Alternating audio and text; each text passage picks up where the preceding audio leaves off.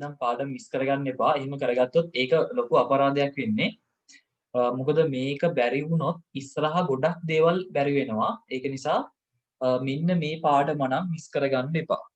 මොකද මං ඕගොල්ලන්ට මේ දක්වා අපි ඔයාට කරලා තියෙන ඔක්කොම පාඩම් 12 වසරේ පන්තියට ඇවිල්ලා කම්ප්ලීට් කරගන්න පුළුවන්. තව පාරක් ඉගෙන ගන්න පුළුවන්. මම රිවිෂන් ක්ලාස් එකක් කරන්නේ නෑනේ ඕගොල්ලන්ට.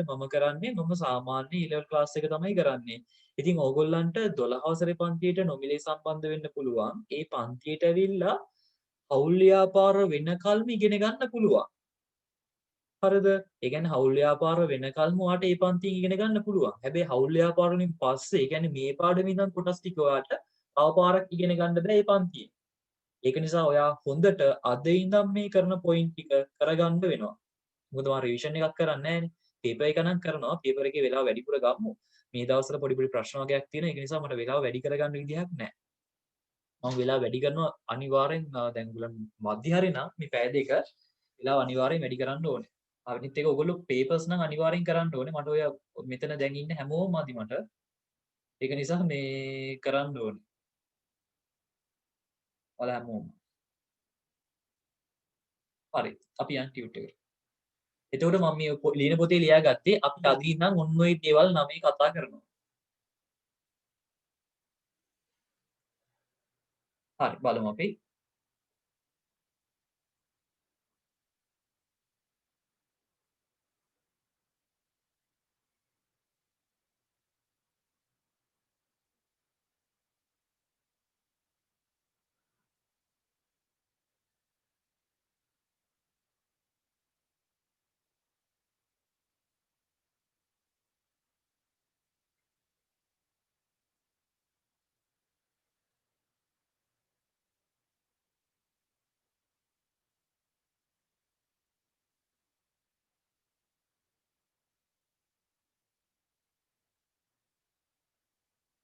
හරි ඊළඟට ඔන්න තියෙනවා ප්‍රශ්නයක් ඔයගෙන් අහලා ශ්‍රී ලංකා ගිණුම් කරන ප්‍රමිති යන පදය සැකවින් පහදන්න කියලා. හරි.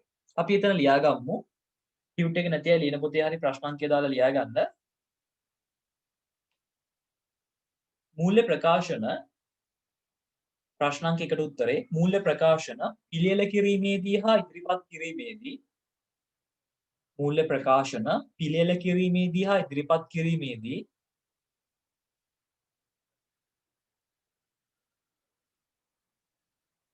අනුගමනය කළ යුතු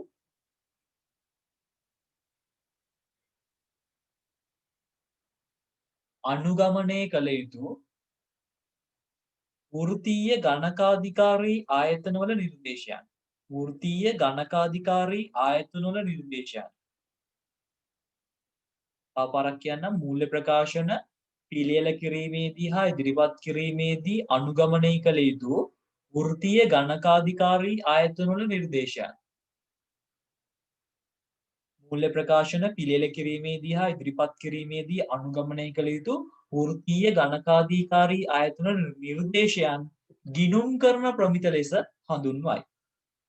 ගිණුම් කරන ප්‍රමිත ලෙස හඳුන්වයි. ඒක එහා පැත්තේ ඇති උඩ පිටුවේ කලින් පිටුවේ ඇති වට ඒකෙන් බලාගෙන ලියන්නත් පුළුවන්.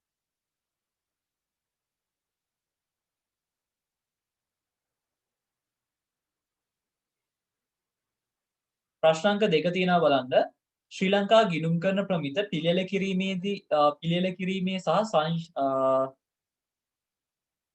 සංශෝධනය කිරීමේ වගකීම් පැවරෙන්නේ කවර ආයතනයකටද කියලා. මතකද? ගිණුම් කරන ප්‍රමිත පිළියෙල කිරීමේ හා සංශෝධනය කිරීමේ වගකීම. මේ පිළියෙල කිරීමේ හා සංශෝධනය කිරීමේ වගකීම් පැවරෙන්නේ නම් වරලත් ගණකාධිකාරී ආයතනයට. මේක මොකක්ද ඒකට කියන්නේ?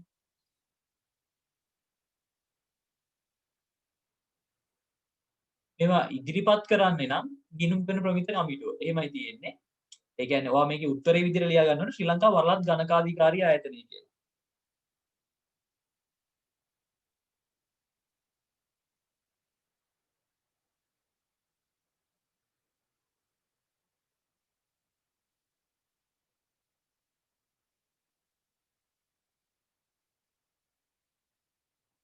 ශ්‍රී ලංකා වරලත් ගණකාධිකාරී ආයතනය. ශ්‍රී ලංකා වරලත් ගණකාධිකාරී ආයතනය. නැත්නම් කවුරු හරි කෙනෙක් ඕකට ශ්‍රී ලංකා වරලත් ගණකාධිකාරී ආයතනයේ ප්‍රමිත කමිටුව කියලා කිව්වත් කමක් නැහැ ඉතින්. ඒ කියන්නේ මේ වරලත් ගණකාධිකාරී ආයතනයේ තමයි ප්‍රමිත කමිටුව කියන එක තියෙන්නේ. උත්තරේ වෙන්න ඕනේ වරලත් ශ්‍රී ලංකා වරලත් ගණකාධිකාරී ආයතනය.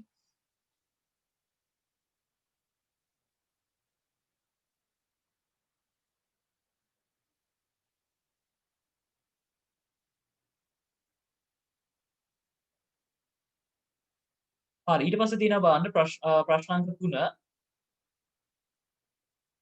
ගිණුම් කරන ප්‍රමිතවල ප්‍රධාන අරමුණු කුමක්ද? ගිණුම් කරන ප්‍රමිතවල ප්‍රධාන අරමුණු මොකක්ද? මූල්‍ය ප්‍රකාශන මගින් සත්‍ය හා සාධාරණ තොරතුරු ඉදිරිපත් කිරීම. මූල්‍ය ප්‍රකාශන මගින් සත්‍ය හා සාධාරණ තොරතුරු ඉදිරිපත් කිරීමට මඟ පෙන්වීම. මූල්‍ය ප්‍රකාශන මගින් සත්‍ය හා සාධාරණ තොරතුරු ඉදිරිපත් කිරීමට මඟ පෙන්වීම.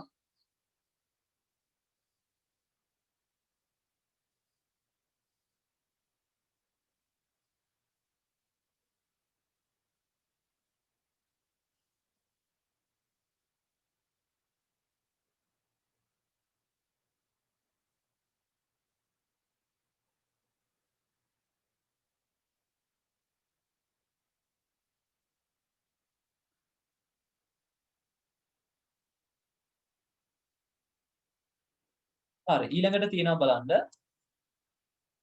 ප්‍රශ්න අංක 4 ගිණුම් කරන ප්‍රමිතවල වාසි 4ක්. මේක ඔයා බලලා ලියා ගන්න එහා පැත්තේ තියෙනවා.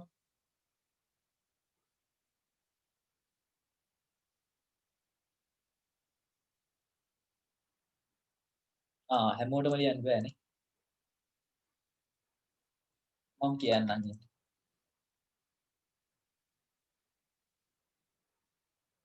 ඉතින් අපි ලියා ගමු හතරක් කාලා තියෙනවනේ. එක මූල්‍ය ප්‍රකාශනවල ප්‍රයෝජනවත් බව වැඩිවීම. මූල්‍ය ප්‍රකාශනවල ප්‍රයෝජනවත් බව වැඩිවීම.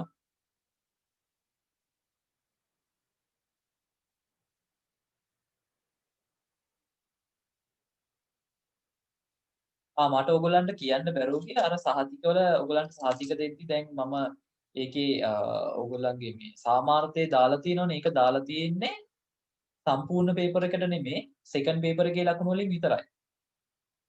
හැමෝගෙම නැත්තම් අර අඩු සාමාර්ථයක්නේ ගොඩක් අයට දෙන්න වෙන්නේ. ඒක නිසා අර හැමෝම පවුනේ. ඒකින්ද මේ සෙකන්ඩ් පේපර් එකේ ලකුණු වලින් විතරයි ඒ කියන්නේ මම එකක් 100න් ඕගොල්ලන්ට දුන්නානේ 100න් කීයද කියලා.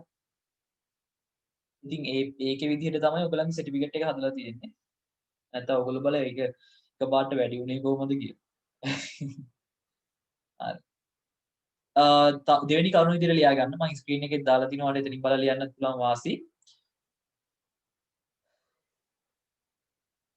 තොරතුරු භාවිතා කරන්නන්ගේ විශ්වසනීයත්වය හා පිළිගැනීම වැඩි දියුණු වීම. තොරතුරු භාවිතා කරන්නන්ගේ විශ්වසනීයත්වය හා පිළිගැනීම වැඩි දියුණු වීම.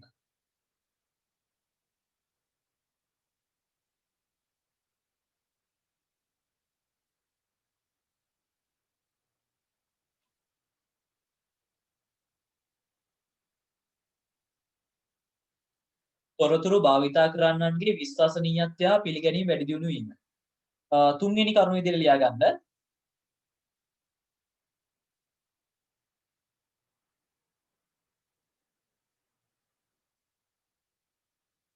ගිණුම් කරන ක්‍රම ගිණුම් කරන ක්‍රම හා පිළිවෙත් පිළිබඳ මතභේද අවම වීම. ගිණුම් කරන ක්‍රම හා පිළිවෙත් පිළිබඳ මතභේද අවම වීම.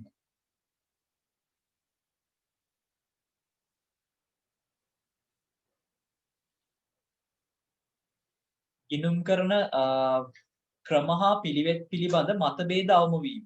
තව එකක් ලියා ගන්න. තරංකාරී ව්‍යාපාරවල තොරතුරු සමග සැසඳීම පහසු වීම. තරංකාරී ව්‍යාපාරවල තොරතුරු සමග සැසඳීම පහසු වීම.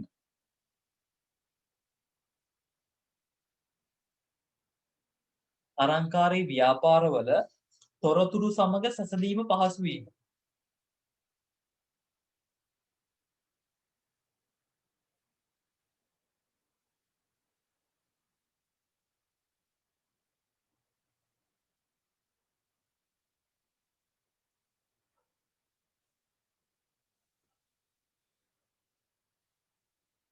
හරි නේද?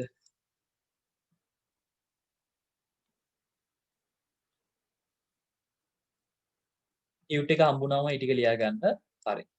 අ අද අපි මුලින්ම කතා කරන්නේ LKS 2 ගැන. එතකොට අනිත් ටික LKS 1 LKS 1 මේ ටියුට් එකේ දැම්මේ නැද්ද කොහෙද මට මතක නැහැ. පොඩ්ඩක් කියන්න බලන්න. LKS 2 තියෙනවා මේකේ. ඊට පස්සේ තියෙනවා LKS පේනවනේ ඒකෙම කීයක් කොච්චර තියෙනවද කියලා.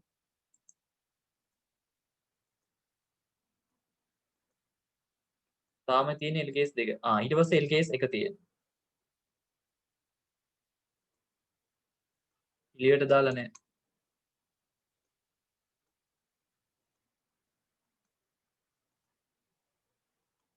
ඊට පස්සේ LKS 8 තියෙනවා මේකේ.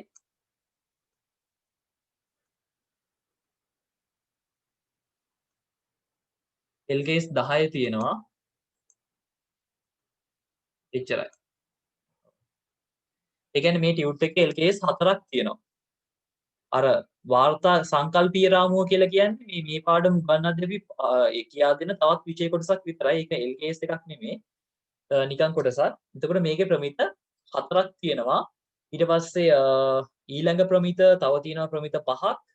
ඒ පහෙන් එකක් මම වෙනම කියා දෙනවා. SLFRS 10 SLFRS 15 නැත්නම් LKS 18 කියන අයබාර ප්‍රමිතය. මොකද ඒකේ ටියුට් එක හදන්න තරම් ප්‍රමිතියක් නැහැ. මම ඒක තව ටියුට් එකකට ඇටච් කරලා හරි ඒක පොඩ්ඩක් දෙන්නම්. මොකද ඒක ගිය අවුරුදු ඉඳන් තමයි එන්න පටන් ගත්තේ ලොකුවට. ඊට පස්සේ තව ටියුට් එකක් තියෙනවා ප්‍රමිත වලින්. LKS 7 කියන එක විතරක් වෙනම පාඩමක් විදිහට උගන්වන්න තියෙනවා. හරි. ඔන්න ඔය විදිහට තමයි වැඩේ සිද්ධ වෙන්නේ. අපි නිකන් පිළිවෙලට වගේ යන්න ඕනේ නිසා විතරක් LKS එකකින් පටන් ගමු. මේ තියරි ටිකක් තියෙන්නේ කම්මැලි ඉතේත් දන්නේ.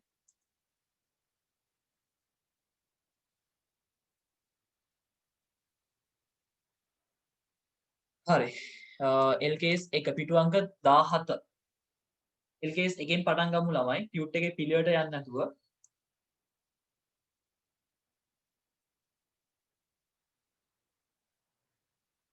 LKS 1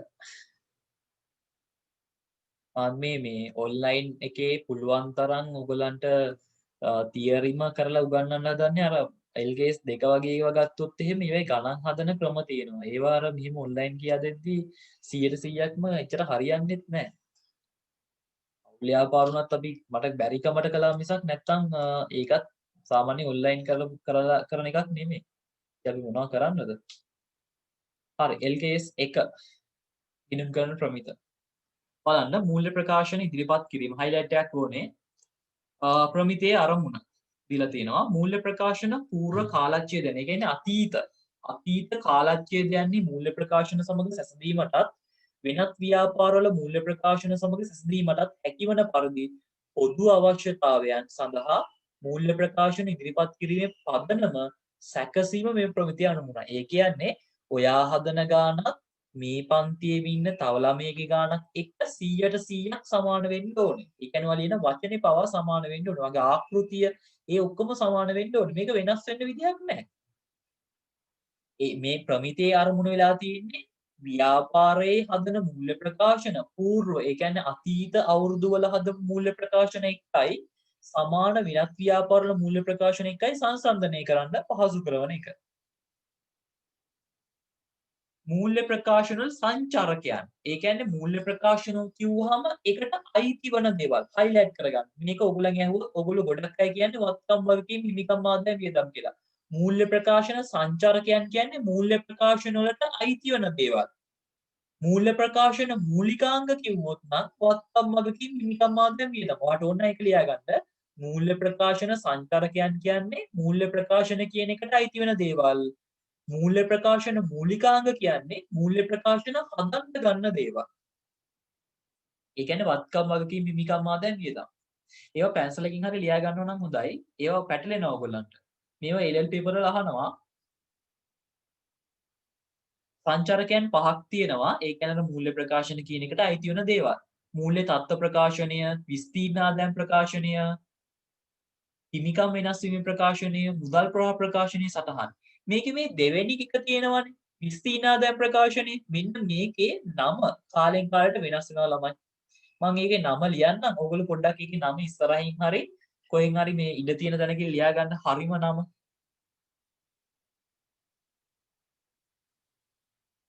හරිම නම ලියන්නම්.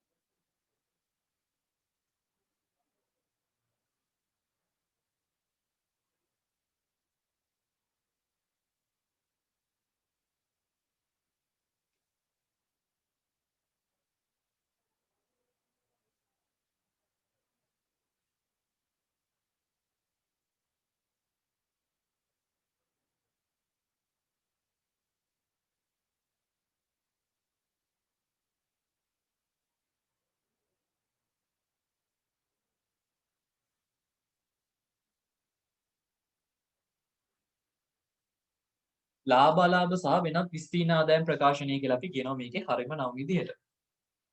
ඒක ලියා ගන්න.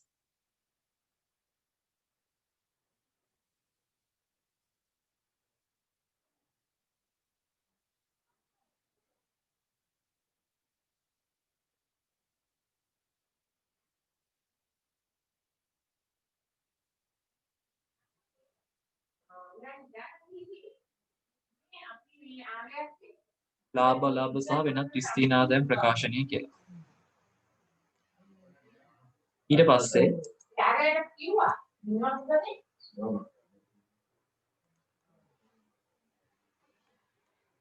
පස්සේ තියෙනවා මූල්‍ය ප්‍රකාශන වල අරමුණු කියලා. ගිණුම් කරන ඒකකයක් පිළිබඳව ඇල්මක් දක්වන පාර්ශවයන්ට ඵලදායී ආර්ථික තීරණ ගැනීම සඳහා සත්‍ය සාධාරණ තොරතුරු සැපයීම. ඔයගලන්ට මතක ඇති ගිණුම්කරණය කියන එක ඉගෙන ගන්නකොටම කතා කළා ගිණුම්කරණයේ මූලික අරමුණ ගැන නැත්නම් ප්‍රධාන අරමුණ ගැන. ඇල්මක් දක්වන පාර්ශවයන්ට තීරණ ගන්න සත්‍ය සාධාරණ තොරතුරු සපයන එක තමයි ප්‍රධානම අරමුණ වෙන්නේ. ඉතින් ඔයගේ මූල්‍ය ප්‍රකාශන වල ප්‍රධාන අරමුණ ඇහුවා. ඔයා කියන්න ඕනේ ඒකම තමයි. ඇල්මක් දක්වන පාර්ශවයන්ට ඵලදායී කියන්නේ ප්‍රයෝජනවත් වෙන ආර්ථික තීරණ ගන්න අවශ්‍ය වෙන සත්‍ය හා සාධාරණ තොරතුරු සැපීම කියන එක. ඒකත් හයිලයිට් කරලා තියා ගන්නවා නම් හොඳයි. ගිණුම් කරන ඒකකයක් පිළිබඳව ඇල්මක් දක්වන පාර්ශවයන්ට ඵලදායී ආර්ථික තීරණ ගැනීම සඳහා සත්‍ය හා සාධාරණ තොරතුරු සැපීම. ව්‍යාපාරික මූල්‍ය තත්ත්වය, ලාභදායීත්වය ඔයගොල්ලෝ ලියා ගන්න බැරුව ගියා නම් කියන්න. ව්‍යාපාරික මූල්‍ය තත්ත්වය, ලාභදායීත්වය හා මුදල් ප්‍රවාහයන් පිළිබඳව තොරතුරු අදාළ ව්‍යාපාරය පිළිබඳ ඇල්මක් දක්වන පාර්ශවයන්ට සංනිවේදනය කිරීම. අපිට එහෙමත් කියන්න පුළුවන් මූල්‍ය ප්‍රකාශන වල අරමුණ කියලා. හැබැයි මම කියන්නේ නම් ඔයගලන්ට මේ පළවෙනියට අපි කතා කරපු එක මතක තියාගත්තා නම් හොඳයි.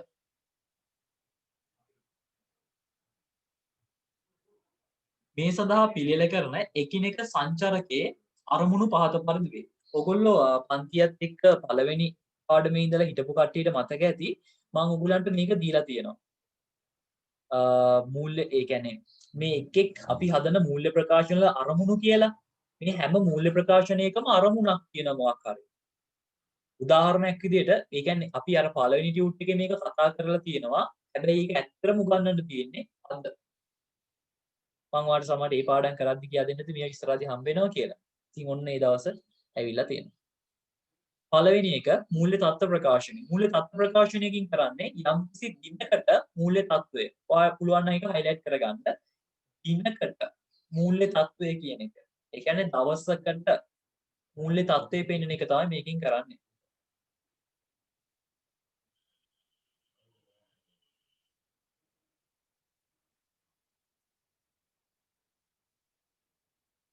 දෙවෙනි එක විස්තීර්ණ ආදායම් ප්‍රකාශනය.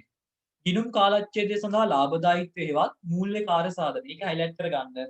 ලාභදායීත්වය හෙවත් මූල්‍ය කාර්ය සාධනය කියන එක. අපිට මේකට මෙහෙයුම් ප්‍රතිඵලය කියලා කියන්නත් පුළුවන්. ඕනනම් ඇලීරක් ගහලා ඒකත් ලියා ගන්න. ලාභදායීත්වය, මූල්‍ය කාර්ය සාධනය, තව එකක් මෙහෙයුම් ප්‍රතිඵලය.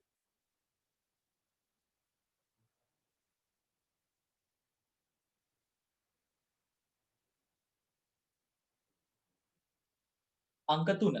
හිමිකම් වෙනස් වීමේ ප්‍රකාශනය.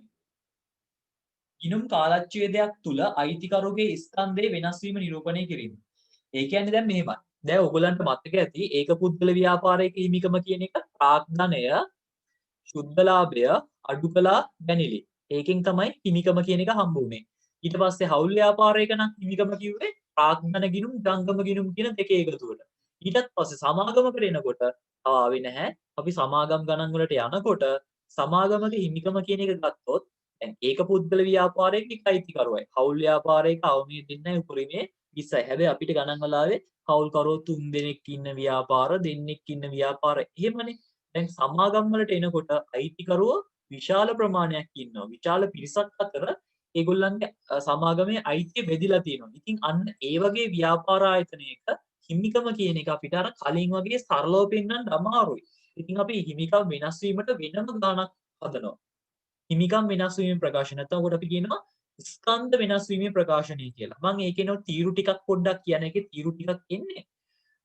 දැන් සමාගමක තියෙන්නේ කොටස්. අපි කියනවා සාමාන්‍ය කොටස්. සමාගමක ප්‍රාග්ධනයේ කුඩා පංගු වලට බෙදුවොත් ඉන් එක් පංගුවකට අපි කියනවා කොටසක් කියලා. ඉතින් සමාගමක ඉන්නේ කොටස් හිමියන්. ඉතින් අපි ස්කන්ධ වෙනස් වීමේ ප්‍රකාශනයක එක තීරුවක් විදිහට නම් කරනවා සාමාන්‍ය කොටස් කියලා. ඊට පස්සේ ඒ සමාගමක සාමාන්‍යයෙන් උපේන ලාභයක් තියෙනවා. ඒ උපේන ලාභයට අපි කියනවා රඳවාගත් ඉපයුම් කියලා. නැත්නම් ඒ බිහි කරන ලාභය නියෝජනය කරන තීරුවට අපි කියනවා රඳවාගත් ඉපයුම් කියලා.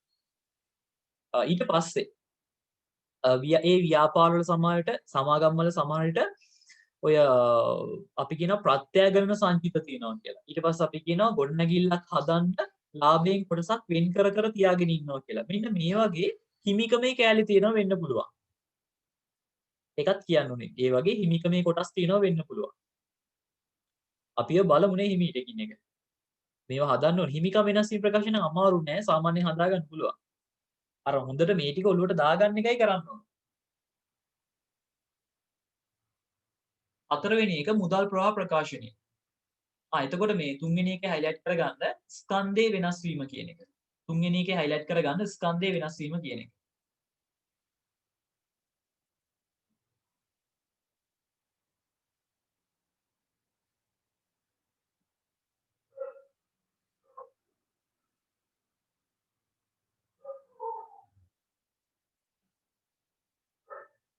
හතරවෙනි එක ගත්තොත් ගිණුම් කාලච්ඡේදය තුල මූල්‍ය තත්ත්වයේ නැත්තම් මුදල් හා ආසන්න මුදල් වල වෙනස් වීම. මේකෙත් highlight කරගන්න මූල්‍ය තත්ත්වයේ කියන කෑල්ලයි වෙනස් වීම කියන කෑල්ලයි. මූල්‍ය තත්ත්වයේ කියන කෑල්ලයි වෙනස් වීම කියන කෑල්ලයි. ඒ කියන්නේ මුදල් ප්‍රවාහ ප්‍රකාශනින් කරන්නේ මූල්‍ය තත්ත්වයේ වෙනස් වීම. ඒක වෙනම ප්‍රමිතියක්. ඒක අපි දැන් කතා කරන්නේ නැහැ. ඒක පස්සේ දවසක කතා කරන. ඒ කියන්නේ ඒක කතා කරන තාම මාස දෙකක්වත් යයිලම. මුදල් ප්‍රවාහ ප්‍රකාශනයේ කතා කරන තාම මාස දෙකක්වත් යනවා. ඔව් මාර්තු මාසේ අන්තිම වගේ වෙද්දි තමයි කරන්න වෙන්නේ මුදල් ප්‍රවාහ ප්‍රකාශන. කොහොමනත් ඔයගලන් සම්පූර්ණයෙන් උගන්නලා ඉවර කරනවා මේ අගෝස්තු මාසේ වෙනකොට. අර මේ සමහර පාඩම් වලට ඉතින් කාලය යනවා. සමහර පාඩම් වල එච්චර කාලයක් නැහැ. දැන් අපි ඉන්නේ මේ ලොකු පාඩමක් ඒ කියන්නේ ලොකු පාඩමක් ඇතුලේ තමයි අපි මේ ඉන්නේ. හවුල් ව්‍යාපාර වලට වඩා මේ පාඩම ලොකුයි. හැබැයි විශේෂත්වය මේකේ තියෙන හවුල් ව්‍යාපාර වලගේ ලොකු ගාණක් හදන්න නෑ ලොකුවට. පොඩි පොඩි ගණන් ටිකක් තමයි මේකෙදි හම්බ වෙන්නේ. ඒක තමයි අපිට තියෙන වාසිය. ලොකු ගණන් නැහැ. ඊළඟ මේ ටියුට් එකේදී හම්බෙන්නේ නැහැ. මම ඊළඟට නම් ගණන් දෙක තුනක් දාලා තිනවා. පස්සේ බලමු ඒ හිමිට. සටහන් කියලා කියන්නේ මම ඒක ඉස්සරහට කියා දෙන්නම්. අපි ගානක් හදනකොට ඒ ගානේ මුහුණට ඉදිරිපත් කරන දේවල් වල සාරාංශගත සමාගම් ගානක් වගේ හදනකොට ඒ සමාගම් ගානක තේන්න තියෙන තොරතුරු අපි ගොඩක් වෙලාවට සාරාංශගතව තමයි ඉදිරිපත් කරන්නේ. ඒ කියන්නේ උදාහරණයක් විදිහට ඔයගොල්ලෝ අර ඒක පුද්ගල ව්‍යාපාරයක වෙනත් ආදායම් කියලා ලියලා ආදායම් ප්‍රකාශනයේ යටින් ඉරක් ඇඳලා වෙනත් ආදායම් ටික ලියලා එකතුව ගත්තනේ. දැන් සමාගම් වලට වගේ යනකොට එහෙම කරන්නේ නැහැ. කෙලින්ම වෙනත් ආදායම් කියලා ලියලා ඒක කෙලින්ම උත්තරේ දානවා. එතකොට මේ වෙනත් ආදායම් ටික ලියලා ලස්සනට එකතු කරලා පෙන්නන්න වෙනම තියා ගන්නව තැන අපි වගේ ඒවට කියනවා සටහන් කියලා. මම ඔයාලට තේරෙන එකක් තමයි ඔය කිව්වේ. අනිකුත් මූල්‍ය ප්‍රකාශන මගින් අනාවරණය නොවන තොරතුරු හා ගිණුම් ප්‍රතිපත්ති පිළිබඳ තොරතුරු ඉදිරිපත් කිරීම තුළින් ප්‍රකාශන වල තේරුම් ගැනීමේ හැකියාව වැඩි දියුණු කරන එකයි සටහන් වලින් කරන්නේ. වාර්තා කරන කාලච්ඡේදය. අවම වශයෙන් වාර්ෂිකව ඒ කියන්නේ මාස 12ක කාලයක් මූල්‍ය ප්‍රකාශන පිළියෙල කරන්න ඕනේ. ඒ කියන්නේ සාමාන්‍යයෙන් මාස 12ක කාලයකට මූල්‍ය ප්‍රකාශන පිළියෙල කරන්න ඕනලු. වසරකට වඩා වෙනස් කාලයක් යොදා ගන්නේ නම් පහත කරුණු හිලිදරව් කරන්න ඕනේ. ආවරණය වන කාලය එසේ වෙනස් වීමට තුඩු දුන් හේතුව ඉලක්කම් සංසන්දනාත්මක නොවන බව. ඕවනම් කටපාඩම් කරන්න යන්න එපා. ඕක කටපාඩම් කරගන්න බෑ. සාමාන්‍යයෙන් වාර්තා කරන කාලච්ඡේදය. ඒ කියන්නේ අපි හැමතිස්සෙම ගාණක් හදද්දි කාලය ලියන්න ඕනේ. දිනෙන් අවසන් වර්ෂය සඳහා දිනට එහෙම ලියන්න ඕනේ. ඒ කියන්නේ අපි වාර්තා කරන්නේ කාලය මොන වගේද? අර දිනෙන් අවසන් වර්ෂය සඳහා කියන්නේ ඒ කියන්නේ අවුරුද්දකට. ඒකට අවුරුද්දක දිනේ 12:31කින් අවසන් වෙනවා නම් අවුරුද්දක දිනේ පටන් ගන්න නැත්තේ ජනවාරි මාස 1කින්. අවුරුද්දක දිනේ 3:31කින් ඉවර වෙනවා නම් අවුරුදු දිනේ පටන් ගන්න නැත්තේ ගිය අවුරුද්දේ කියන්නේ කලින් අවුරුද්දේ 4:1කින්. අන්න ඒ වගේ වාට නිගමනයන්ට එළවෙන්න පුළුවන්. වාර්තා කරන කාලය ගැන. එතකොට ඉස්සරහට හම්බෙන ගණන් හදනකොට විශේෂයෙන් සමාගම් ගණන් වලදී ඕගොල්ලෝ අර හිතුමතේට නම ලියන්නේ නැතුව කාලය ලියන්නේ නැතුව ගණන් හදන්න යන්න එපා. ඒවට ලකුණු භාගි ගානේ හම්බෙනවා. සාමාන්‍යයෙන් භාගයයි දෙන්නේ. ඉතින් ඒ ලකුණු භාගි වුණත් ආරක්ෂා කරගන්න වැඩ කරන්න. මූල්‍ය ප්‍රකාශන මගින් ඉදිරිපත් කළ යුතු තොරතුරු නැත්තම් මූලිකාංග. වත්කම්, වගකීම්, හිමිකම්, ආදායම්, වියදම්, හිමිකමේ වෙනස් වීම. ඔයගොල්ලෝ ඉතින් සාමාන්‍යයෙන් මේ ටික මතක තියාගත්තා නම් ඇති වත්කම්, වගකීම්, හිමිකම්, ආදායම්, වියදම් කියලා.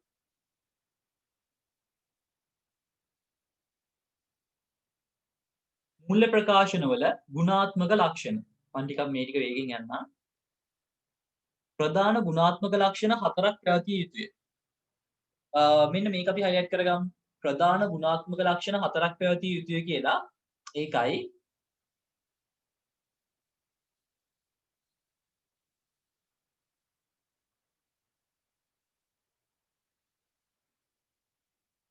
අදාළ බවයි විශ්වාසදායකත්වය කියන එකයි highlight කරගන්න. ඒ කියන්නේ ඔයගෙන් ඕනෙම තැනක මූල්‍ය ප්‍රකාශන වල ගුණාත්මක ලක්ෂණ දෙකක් ලියන්න වගේ අහලා තිබ්බොත් ඔයා හැමතිස්සෙම මේ අදාළ බව විශ්වාසදායකත්වය නැත්නම් විශ්වාසනීය නියෝජනයේ අන්න ඒක ලියන්න. ඒක තමයි කියන්නේ වඩාත් ඒ දෙක ලියනවා නම් හොඳ. අනිත් ඒවාත් හරි. ඒවට ඒ දෙක ලියන්න.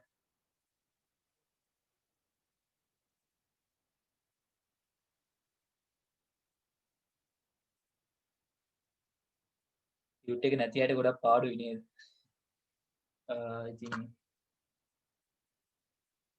ඒක කරා. කමන්නේ ළමයි අහගෙන හරි ඉන්න. ඔයගොල්ලෝ අහන්න නැතුව ඉන්න එපා. අපරාධයක් කරගන්නේ. මේවා පාඩම් කරන්න අමාරුයි. මේ අර කියන එකක් මතක තියාගන්න එක තමයි ලේසිම වැඩේ. මටත් අමාරුයි මේක එක දිගට මේක කියවගෙන යන්න. ගානක් නම් හදන්නනේ තියෙන්නේ. සාමාන්‍ය නෝමල් එකේ මේක කියවන්නමනේ තියෙන්නේ. මූල්‍ය ප්‍රකාශන පිළියෙල කිරීමේ හා ඉදිරිපත් කිරීමේ වගකීම. ළමයි මේ මූල්‍ය ප්‍රකාශන හදන එකේ වගකීම පැවරෙන්නේ කාටද? ඔන්න ඔය ප්‍රශ්නත් එක අවුරුද්දක අහලා තිබ්බා. මේක අහලා තිබ්බේ 30 ඉඳන් 50 වෙනකල් ප්‍රශ්නවල. මූල්‍ය ප්‍රකාශන පිළියෙල කිරීමේ වගකීම පැවරෙන්නේ කාටද කියලා. අපිට කියන්න පුළුවන් කළමනාකරුවන්ට. කළමනාකරුවන්ට නැත්නම් අධ්‍යක්ෂක මණ්ඩලයට.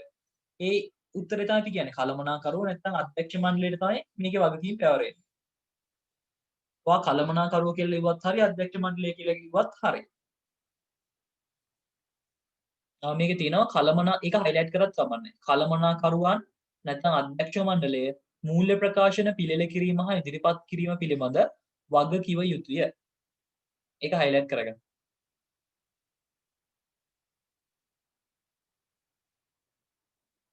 එසේ වගකීම බාරගනිමින් අධ්‍යක්ෂවරු දෙදෙනෙක් හා මූල්‍ය අංශයේ ප්‍රධානියෙකු මූල්‍ය තත්ත්ව ප්‍රකාශනය මත අත්සන් කළ යුතුය. එසේ වගකීම බාර ගන්නා බවට ප්‍රකාශනයක් මූල්‍ය ප්‍රකාශන තුළ ඇතුළත් කළ යුතුය. ඒ කියන්නේ දැන් ඔයගොල්ලෝ අහලා ඇති දැකලා ඇති ෆයිනෑන්ෂල් රිපෝට් මූල්‍ය ප්‍රකාශන ඇනුවල් රිපෝට් අහලා තියෙනවද? වාර්ෂික වාර්තා ව්‍යාපාරයක තියෙන අන්නේ වාර්ෂික වාර්තාවක් ගත්තොත් එහෙම ඒ වාර්තාවක අඩුම තරමේ ඔගොල්ලෝ ඒ කියන්නේ ඔගොල්ලෝ අර ඔයගොල්ලෝ මේක දැන් මම කිව්වට මීටර වෙන එකක් නැහැ. ඔයගොල්ලෝ ව්‍යාපාරයකට ගිහිල්ලා ඔය කස්ටමර් වේටිං ඒරියා වගේ තියෙනවනේ අර ඔයගොල්ලෝ ඉඳගෙන ඉන්න ගිහිල්ලා බිස්නස් ඒ කියන්නේ ව්‍යාපාර වල ගිහිල්ලා නිකන් වාඩි වෙලා ඉන්නේ ඔය පත්තර අනම්මනම් තියෙන්නේ. අන්න එතෙන්ට වෙලා හිටියොත් එහෙම බලන්න එතන ඇති ටිකක් ඔය ගොඩක් ටිකක් මේ වගේ සයිස් පොතක් ඇති. ඉංග්‍රීසි වලින් එක එක පින්තූර එක එක ගණන් ඒ වගේ තියෙනවා. ඉංග්‍රීසි වලින් තියෙන්නේ. ඉතින් අන්න ඒක තමයි මේ ව්‍යාපාරයේ මූල්‍ය ප්‍රකාශනය කියලා කියන්නේ අපි. අපි කියනවා ඇනුවල් රිපෝට් එකක් කියලා. ඉතින් අන්න ඒක අරගෙන බැලුවොත් මේකේ අන්තිම හරියේ වගේ ඇති ඒකේ මේ මූල්‍ය ප්‍රකාශන හදපු එකේ වගකීම කාටද පැවරෙන්නේ කියලා. ඒකේ ගොඩක් වෙලාවට ඉන්නේ අධ්‍යක්ෂවරු දෙදෙනෙක්ගේවත් නම් තියෙනවලු සහ මූල්‍යාංශයේ ප්‍රධානියෙක් මේකට වග කියන්න ඕනෙලු අස්සම් කරලා ඇති. ඔයාලට බලා ගන්න පුළුවන්. ඒ කියන්නේ ඔයාලට ඒ ආයතනයේ ඉන්න අධ්‍යක්ෂවරු ගැන සහ මූල්‍යාංශයේ ප්‍රධානිය කවුද කියලා බලන්න පුළුවන් මේකට වගකීම බාර ගන්න. බැරි වෙලාවත් මේවා වැරදි තොරතුරු අසත්‍ය තොරතුරු ඉදිරිපත් කරලා තිබ්බොත් ඔයගොල්ලෝ දන්නවද මේගොල්ලන්ට අවුරුද්දක වගේ කාලයක සිරදඬුවම් හම්බ වෙනවා. සහ රුපියල් 50000 බැගින් ශරීර රැප තියන්න වෙනවා. ඒ කියන්නේ ගොඩක් බරපතල අපිට බොරුවට හොරට ගණන් හදන්න බෑ. එහෙම ඔප්පු වුණොත් එහෙම වසරක සිරදඬුවම් හම්බ වෙනවා සහ 50000 බැගින් ශරීර රැප තියන්න ඕනේ. ඉතින් මේවත් මම ඉස්සරහදී ඔයගලන්ට කියා දෙන්නම් පොඩි පොඩි කොටස් පොඩි පොඩි තැන්වලදී. ඉතින් මේ වගේ නීති රීති ගොඩක් තියෙනවා මේවට. ඒ නිසා ආවට ගියට ගණන් හදන්න බෑ. මූල්‍ය ප්‍රකාශන ඉදිරිපත් කිරීමේ කාලානුරූපීතාව නැත්නම් යාවත්කාලිනත්වය බලමු. ප්‍රමාදයකින් තොරව කාලයට අදාළ තොරතුරු මූල්‍ය ප්‍රකාශන භාවිතා කරන්නට ලබා දිය යුතු බව. ඒ කියන්නේ කාලයට ගැළපෙන විදිහට තොරතුරු ඉදිරිපත් කරන්න ඕනේ. ඒ කියන්නේ තමයි මෙහෙමයි. දැන් අපි සාමාන්‍යයෙන් ව්‍යාපාරයක ගණන් හදන්නේ 2019 12:31 ගෙන් අවසන් වර්ෂය සඳහා 2020 3:31 ගෙන් අවසන් වර්ෂය සඳහා එහෙම කියලානේ. ඒතර ඔයගොල්ලෝ ඇත්තටම හිතලා බලන්න අවුරුද්දක කාලය අවසන් වෙච්ච දිනේම මේව ඉදිරිපත් කරන්න පුළුවන්ද?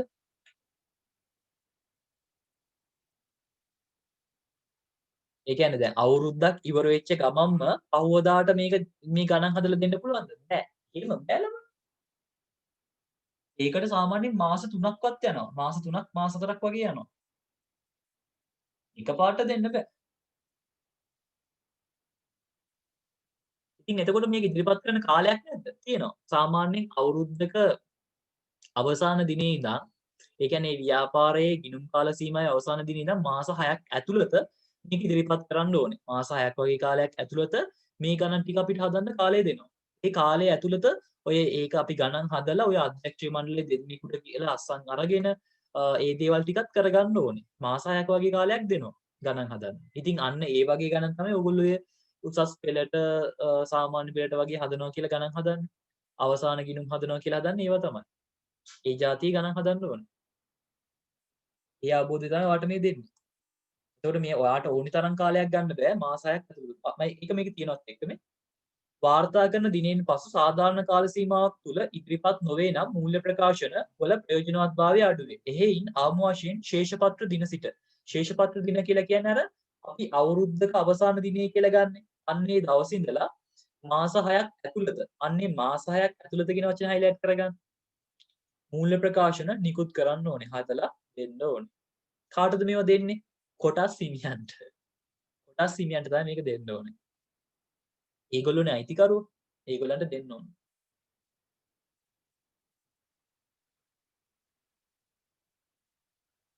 ඊළඟට තියෙනවා මූල්‍ය ප්‍රකාශන ඉදිරිපත් කිරීමේදී අනුගමනය කර යුතු කරුණු නැත්නම් සංකල්ප. මේකත් පොඩ්ඩක් මතක තියාගන්න ඕනේ කොටසක්. මේකත් අහලා තිබු මීට කලින්. එකක් අඛණ්ඩ පැවැත්ම.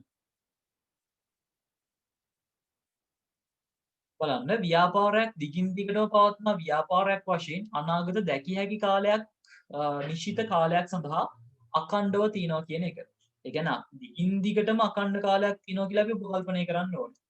අඛණ්ඩ පැවැත්ම උපකල්පනයේ මත මූල්‍ය ප්‍රකාශන පිළියෙල කර ඇති බව. මූල්‍ය ප්‍රකාශන වාර්තා කරන්නන් උපකල්පනය කරන අතර මින් බැහැරව මූල්‍ය ප්‍රකාශන පිළියෙල කරේ නම් ඒ බව අනාවරණය කළ යුතුයි. ඒ කියන්නේ අපි සාමාන්‍යයෙන් ගාණක් හදනකොට මේ ව්‍යාපාරයේ දිගින් දිගටම අනාගත කාලයක් දක්වා තියෙයි කියලා හිතාගෙන තමයි ගණන් හදන්නේ. ලබන අවුරුද්ද අවසන් කරනවා. තව මාස දෙකකින් වහලා දානවා. එහෙම කියලා ගණන් හදන්නේ නැහැ අපි. හොඳට මතක තියාගන්න ඒක. අපි ගාණක් හදද්දි හිතන්නේ මේක හැමදාම තියෙයි. අපි මිය ගියත් මේ ව්‍යාපාරේ තියෙයි. එහෙම කියලා විතර තමයි ගණන් හදන්නේ. යම්කිසි ඒ කියන්නේ ඒ වගේ බැරිලාත් කවුරු හරි කෙනෙක් හිතුවොත් දැන් ලබන අවුරුද්දේ අපි මේ අවුරුද්ද අවසන් වෙන්න කලින් ව්‍යාපාරය වහලා දානවා. මේ පවතින වසංගත තත්ත්වයක් එක්ක ව්‍යාපාරය වහලා දාන්න ඕනේ. ඒ වගේ තීරණයක් කරලා ගණන් හදනවා නම් අනිවාර්යයෙන් ඒක කියන්න ඕනේ. ඇල්මක් දක්වන අයට. ඒවා මේ පොඩ්ඩක් නිකන් අර කරුණු විදිහට මතක තියාගන්න තියෙන්නේ මේවා ඉච්චර කටපාඩම් කරලා මතක තියාගන්න බෑ. යම්කිසි හේතුවක් මත අඛණ්ඩ පැවැත්මෙන් බැහැරව මූල්‍ය ප්‍රකාශන පිළියෙල කරේ නම් පහත කරුණු නිර්ධාරණය කරන්න ඕනේ.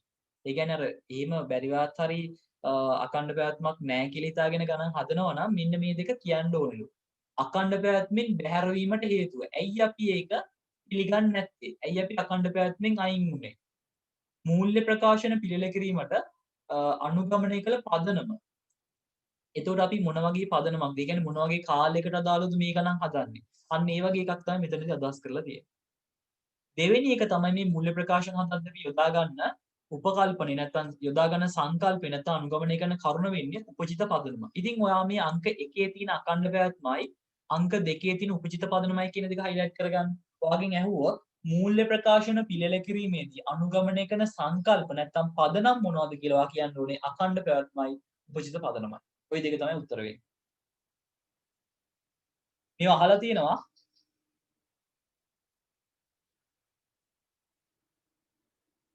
ව්‍යාපාරයක ගනුදෙනු හා සිදුවීම් යම් නිශ්චිත කාලච්ඡේදයකට අදාළව ඒවා සිදු වූ අවස්ථාවේදීම හඳුනා ගන්නා අතර මුදල් ලැබීම හෝ ගෙවීම මත හඳුනා නොගන්නා බව. ඒ කියන්නේ මතකද? ලැබුණා හෝ නොලැබුණා, ගෙව්වා හෝ නොගෙව්වා කාල සීමාවට අදාළ ආදායම් සහ වියදම් සැලකිලිට ගන්න ඕනේ කියලා කිව්වේ මෙන්න මේ පදනමේදී තමයි. උපජිත පදනමේදී තමයි අපි එහෙම කතා කරේ. ඔයාලා හැමෝටම මම ඒක කියා දීලා ඇති. එනම් ලැබුණා හෝ නොලැබුණා කාලච්ඡේදයට අදාළ ආදායම් ප්‍රභවයන් සහ ගෙව්වා හෝ නොගෙව්වා කාලච්ඡේදයට අදාළ වියදම් ප්‍රභවයන් වාර්තා කළ යුතු බව. ඒ කියන්නේ ගෙව්වත් නැතත් අවුරුද්දට අයිති වියදම් පෙන්වන්න ඕනේ. ලැබුණත් නැතත් අවුරුද්දට අයිති ආදායම පෙන්වන්න ඕනේ. උපචිත පදනම මත මූල්‍ය ප්‍රකාශන පිළියෙල කර ඇති බව මූල්‍ය ප්‍රකාශන භාවිතා කරන්නන් උපකල්පනය කරන අතර මුදල් පදනම යම් අවස්ථාවක භාවිතා කළේ නම් ඒ බව අනාවරණය කරන්න. ඒ කියන්නේ අපි සාමාන්‍යයෙන් උපචිත පදනම තමයි ගණන් හදන්නේ. හැබැයි කොයිම හරි අවස්ථාවක මුදල් පදනමට ගණන් හදනවා නම් ඒක පෙන්වන්න ඕනලු. ඒ කියන්නේ මේ වර්තමානයේ ඔය අපි ගත්තොත් ඔය